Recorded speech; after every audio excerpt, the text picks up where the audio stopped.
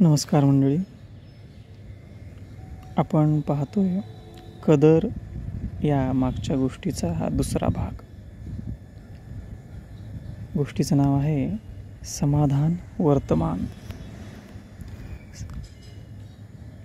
गेल्या काही वर्षांमध्ये समीर आणि समीप यांच्या विचारांमध्ये कमालीचा बदल झालेला होता.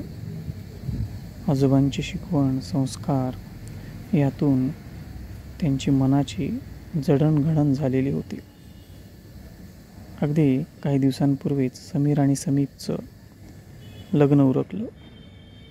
दोघांनीही आजोबांनी दिलेल्या समाधानाच्या शिकवणीतून, संस्कारातून लग्न समारंभ पार पाडला होता.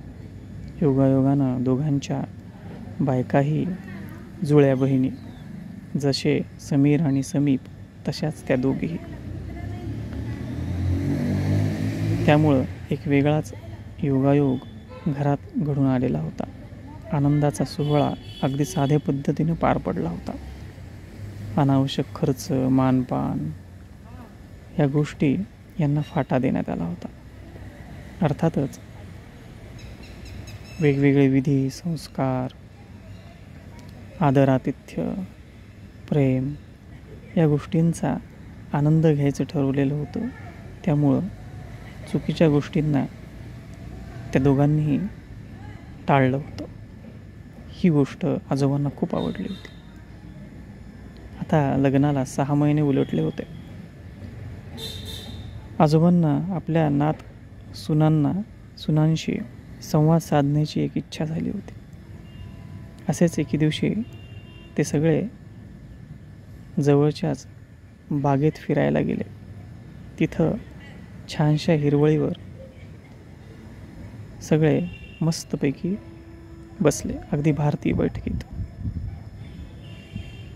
आजोबांची घरातून बाहेर पडत असतानाची एक सूचना होती की कार किंवा बाईक काढायची नाही, आपण पायी पायी छानपैकी बागेत चालत जायचं. सर्वांनीच ते मान्य केलं होतं. नातसुनांना आजी सासऱ्यांचा आदेश अर्थातच शिरसावंद होता.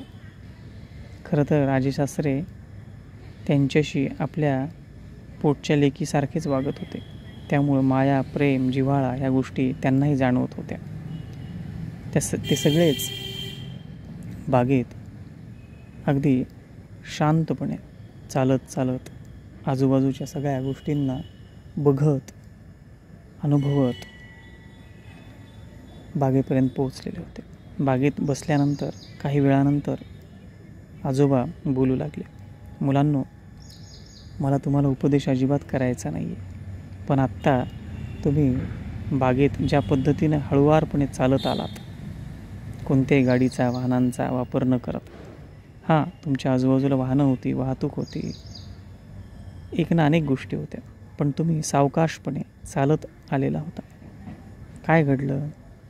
तुम्ही अनेक गोष्टींकडे पाहिलं, अनेक गोष्टींचा आनंदही घेतला, अनेक गोष्टी ऐकल्या, पाहिल्या, अनुभवल्या आणि सगळ्यात महत्त्वाचं, चालत असताना आपला परस्परांशी खूप झालेला संवाद हाही तेवढाच महत्त्वाचा, हो की नाही?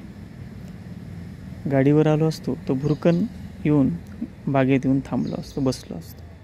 चटकन काहीतरी एखादी मीटिंग आटोपल्यासारखं आपण ते सर्व आटोपून सोपस्कार पार पडून पुन्हा घरी परतलो असतो. पण चालण्याचा आनंद, तिथून बागेपर्यंत येण्याचा आनंद, म्हणजे आपल्या ध्येयापर्यंत येण्याचा आनंद आपण घेतला, सर्वांनी घेतला. मीही घेतला, तुम्हीही घेतला. या वयात मलाही अजूनही चालावंसं वाटतं. सांगायचं तात्पर्य एवढंच आहे की आपण वर्तमानात राहिलं पाहिजे. आपल्याला बागेपर्यंत जायचं होतं, ते ध्येय म्हणून आपण ठेवलेलंच होतं. आपण असं म्हटलेलं नाहीत की आपण कुठेतरी वाटेतच थांबायचं किंवा घरीच थांबायचं. ध्येय तर आपण निश्चित केलेलंच आहे. आपल्याला कुठेतरी पोहोचायचं होतंच.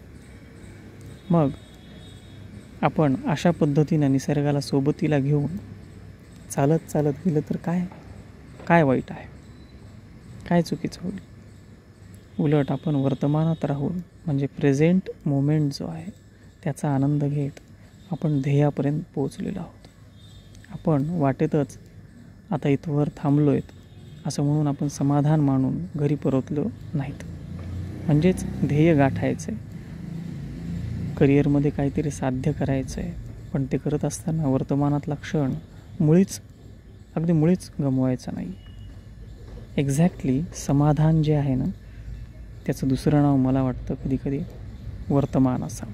वर्तमानात आपण राहतो ते खऱ्या अर्थानं समाधान आहे. समाधान म्हणजे सगळं काही संपलं, आता कुठलीच महत्त्वाकांक्षा नाही, अल्पसंतुष्टपणा वगैरे या गोष्टी आपल्यावर थोपवल्या गेलेल्या आहेत. तसं काहीच नाही. वर्तमानात राहून आपलं ध्येय, आपल्या महत्त्वाकांक्षा देखील पूर्ण करता येतात. किंबहुना त्या अतिशय टोकदारपणे, अतिशय व्यवस्थितपणे, नियोजनबद्धरित्या त्या गोष्टी साध्य करता येतात. पण आपण समाधानाला काहीतरी खुळचट कल्पना म्हणून सोडून देत असतो. खरं तर समाधान आपला खूप जवळचा मित्रच मानलं पाहिजे. प्रत्येक गोष्टीची कदर केली पाहिजे. आपण ज्या रस्त्यानं इकडं येत होतो तो रस्ता कुणीतरी बांधला आहे, कुठल्या तरी संस्थेनं, प्रशासनानं. त्याची आपल्याला किंमत असली पाहिजे. येत असताना आपल्याला वाटेत काही गोष्टी आपल्या सोयीच्या होत्या, त्या गोष्टीही कोणीतरी आपल्यासाठी उपलब्ध करून दिलेल्या होत्या, त्याची आपल्याला कदर, जाणीव असली पाहिजे. बागेत आल्यानंतर आपण जेव्हा बसलो तेव्हा इथं असंख्य प्रकारची झाडं आणि ही झाडं आपल्याला देत असलेला प्रचंड प्रमाणात असलेला प्राणवायू, ह्या सगळ्या गोष्टींची आपल्याला जाणीव व्हावी. हे सगळं आपण निर्माण नाही केलं, कोणीतरी दुसऱ्या व्यक्तीनं केलं आहे किंवा निसर्गानं केलं आहे. या गोष्टीची आपल्याला जाणीव व्हावी. आपलं ध्येय गाठत असताना आपल्याला या जाणीवेतून आपल्याला प्रवास जर करता आला ना, तर आपल्याला समाधान समजू शकेल. प्रत्येक गोष्टीची, व्यक्तीची, वेळेची, पैशांची, जागेची, कष्टाची, अशा एक ना अनेक गोष्टींची कदर करायला आपण लागलो की आपल्याला जाणीवा आपल्या समृद्ध होतात, जीवन कळू लागतं आणि मग समाधानही समजतं. नाहीतर समाधान ही आपल्याला अतिशय जीर्ण अशी कल्पना वाटायला लागते किंवा ती आपल्या विकासात, प्रगतीमध्ये अडसर वाटायला लागते. पण समाधान असं काहीही नाही आहे. त्याच्याविषयीचा हा गैरसमज आपण जेवढ्या लवकर होईल तेवढ्या लवकर पुसून टाकला पाहिजे, काढून टाकला पाहिजे. कारण समाधान स्पीड ब्रेकर नाही, तर आपल्या स्पीडला अधिक व्यवस्थित करणारं ते एक साधन आहे. पूर्वापार संतांनी आणि अनेक मोठ्या लोकांनी त्याबद्दल आपल्याला खूप वेळा सांगितलं आहे. चित्ती असावं समाधान, अशा आशयाचं आपण अनेक वेळेला ऐकतो. चित्ती समाधान ठेवून आपल्याला जे ध्येय गाठायचं आहे ते आपण गाठलं पाहिजे. जीवन त्याच पद्धतीनं जगता यावं एवढंच. बस, मला बाकी उपदेश अजिबात करायचाच नाही आहे बरं का. आणि हो सुनांनो, आता मी बोललो आहे पुन्हा वारंवार समाधान, वर्तमान आणि कदर हे शब्द माझ्या तोंडून तुम्हाला ऐकायला मिळणार नाहीत बरं. अहो काय झालं, आमचं काही चुकलं का? नाही, तसं नाही. मी पुन्हा हे सांगणार नाही. कारण तुमच्या मनाला जर हे खरंच पटलं असेल, तुमच्या विवेकाला जर पटलं असेल तरच हे स्वीकारा, अन्यथा खुशाल सोडून द्या. वा, असं कसं सोडू? आजी सासऱ्यांचा आदेश आहे बाई. आपल्याला सोडायला जमेल का? समीर आणि समीपच्या बायका एकमेकींकडे मस्करीत हसून पाहत बोलत होत्या. आजोबाई त्यांच्या हास्यात रंगून गेले होते. सुनांनो, आता गप्पा खूप झाल्या आणि माझं भाषणही भरपूर झालं.